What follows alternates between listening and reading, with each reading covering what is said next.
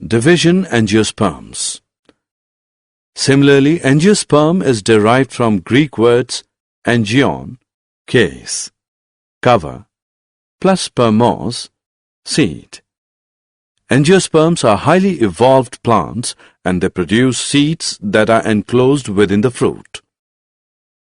The reproductive organs are aggregated in a flower, so they are also called flowering plants. Embryos of plant have cotyledons. These cotyledons are leaf-like, so they are also known as seed leaves.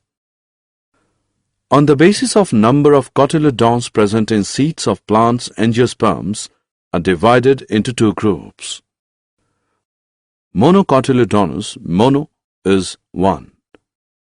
Dicotyledonous, di, which is 2.